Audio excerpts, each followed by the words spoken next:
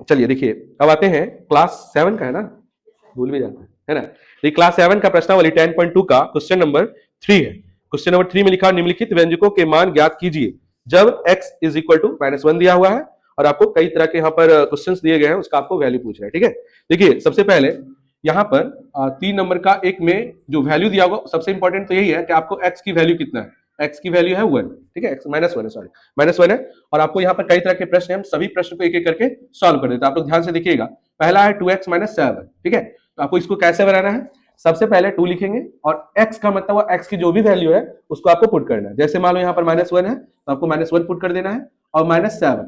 अब देखिए बोर्डमास के अकॉर्डिंग क्या पहले बोलता है मल्टीप्लाई कीजिए, है ना।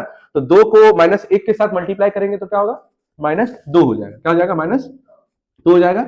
और उसमें से फिर आपको 7 को, अब देखिए माइनस में भी 2 है और माइनस में भी 7 है, तो सब मिला के क्या होगा, -9। क्या हो जाएगा, -9। ठीक है, नेक्स्ट आते हैं, प्रश्न क्या है। नेक्स्ट प्रश्न में लिखा हुआ है कि -x और +2, ठीक है, -x है +2 है। अब समझिएगा बात को, सबसे पहले माइनस ये पहले से इसके पास है और इस x का मतलब हुआ कि यहां पर माइनस लगाना है, इसका मतलब -1 यहां लगा दिए और +2 हो गया। सब मिला के कितना हो जाएगा, +1 और +2, सब मिला के कितना हो जाएगा, +3। ठीक है, कोई दिक्कत नहीं ना। चलिए अगेन इधर आते हैं प्रश्न, ये प्रश्न हो जाएगा 3 नंबर।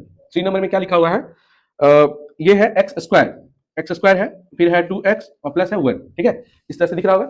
अब देखिए यहाँ पर जो प्रश्न दिए गए हैं, यहाँ पर लिखा हुआ x स्क्वायर 2x और प्लस 1, ठीक है। अब यहाँ पर यहाँ पर क्या होगा, -1 का स्क्वायर कर देंगे, ठीक है, फिर लिखेंगे 2 और इसको क्या कर देंगे, -1 लिख देंगे और +1 लिख देंगे। समझिए बात क्या कहती है, जैसे यहाँ x था, x की जगह पर -1 रखना था, फिर यहाँ 2 था तो 2 लिख दिए और फिर x की जगह पर -1 रख दिए और ये वाला 1 रख दिए, ठीक है, तीनों। समझिएगा बात को।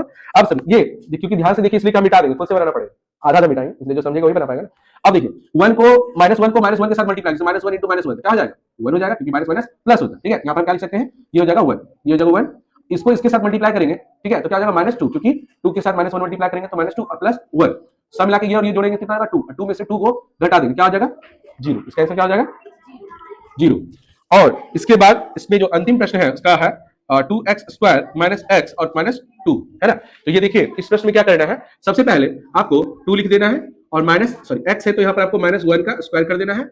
ये वाला जो है -1 दिया हुआ है और -2 दिया हुआ, इसका मतलब जहां जहां x था वहां पर हमको क्या -1 रख देंगे। अब देखिए 1 को 1 के साथ मल्टीप्लाई करेंगे तो 1 ही होगा और 1 को फिर 2 से मल्टीप्लाई कर देंगे तो क्या होगा, जहां से यहां तक मल्टीप्लाई किया तो क्या हो गया, 2, और माइनस होता है प्लस हो जाएगा 1 और ये वाला हो जाएगा 2। तो सब मिला के देखिए, सब मिला के हो गया 3 और 3 में से 2 को घटा देंगे, कितना हो जाएगा, 1 हो जाएगा। गुड, ठीक है। इसी प्रश्न के साथ आपका 3 का जितने भी प्रश्न है वो कंप्लीट हो चुके हैं।